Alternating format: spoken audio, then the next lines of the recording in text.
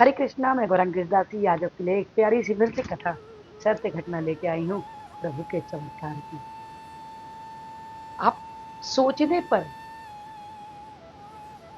अपने आपको आश्चर्य होगा कि प्रभु हमारी इतनी लीलाएं करते हैं, इतनी लीलाएं, कितनी लीलाएं।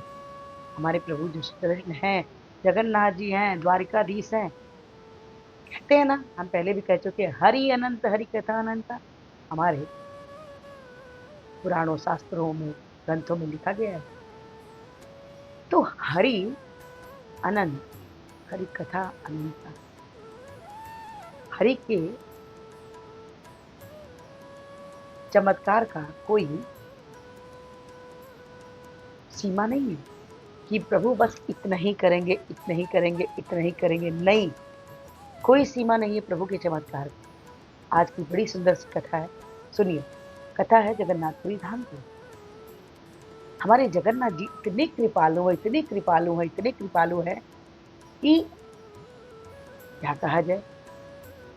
वो सिर्फ गरीबों पे ही नहीं, राजा पे भी कृपा करते हैं।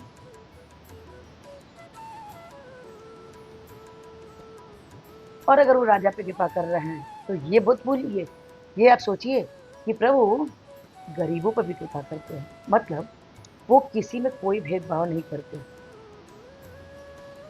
बड़ी प्यारी सी कथा। आज की कथा है एक भक्त की जो बहुत ही गरीब था, बहुत गरीब। उसका नाम था हरिपद। हरिपद जगन्नाथ जी से अथाह प्रेम करने वाला, बहुत प्रेम करने वाला। पर उस भक्त में एक क्वालिटी थी। सभी भक्त जब मंदिर में आते हैं जगन्नाथ जी के पास, तो वो हमेशा सोचते हैं कि हमें उनका प्रसाद मिले। कोई भी भक्त जाता है, हम भी जाएंगे, आप भी जाएंगे, तो वहाँ हम क्या भाव रखेंगे कि हमें प्रभु का प्रसाद मिले। प्रसाद किसी भी रूप में हो, चाहे भोजन के रूप में हो, चाहे माला के रूप में हो, या कोई जो भी अपन वहाँ फल फूल चढ़ाते हैं उसके रूप में हो। लेकिन प्रसाद पाने की इच्छा हर लोगों की होती है ना। लेकिन जो हरिपद था, वो था तो बहुत गरीब। अब मंदिर जगन्नाथ जी से मिलने के लिए वो डेली आता था, रोज आता था प्रभु जी के दर्शन करने के लिए। लेकिन एक दिन देखा प्रभु के दरवाजे पर हरिपद खड़ा था, तो पुजारियों ने देखा कि हरिपद आता रोज जरूर है, लेकिन कभी प्रसाद नहीं पाता, कभी प्रसाद नहीं लेता। तो एक पुजारी वहां से निकल के आए और हरिपद से बोले कि आप प्रसाद क्यों नहीं लेते प्रभु का, आप प्रसाद नहीं लेते हैं। तो हरिपद मुस्कुराए और बोले कि मैं लेने नहीं, प्रभु को देने आता हूँ, कुछ देने आता हूँ। हरिपद जब रोज आते थे ना, तो उनके पास कुछ भी नहीं होता था, वो सिर्फ केवल थाली, खाली थाली लेकर आते थे और जगन्नाथ जी के गर्भगृह के बाहर बैठकर प्रार्थना करते थे प्रभु को। आज के दिन चमत्कार हुआ। हरिपद जी थाली लेकर आए, नेत्र बंद करके जगन्नाथ जी को प्रार्थना करने लगे। तभी अचानक थाली से बड़ी सुंदर सुगंधित आने लग गई, खुशबू आने लग गया। वही खुशबू जो मंदिर के अंदर प्रसाद चढ़ा था जगन्नाथ जी को। आज हरिपद जी बहुत प्रसन्न हुए। आखिर प्रभु ने कृपा जो करी।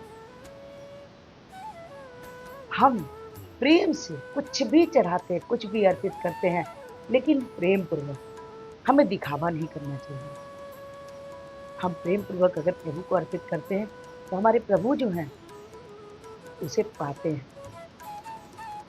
क्योंकि आप कुछ भी देने के लिए समर्थवान नहीं हैं।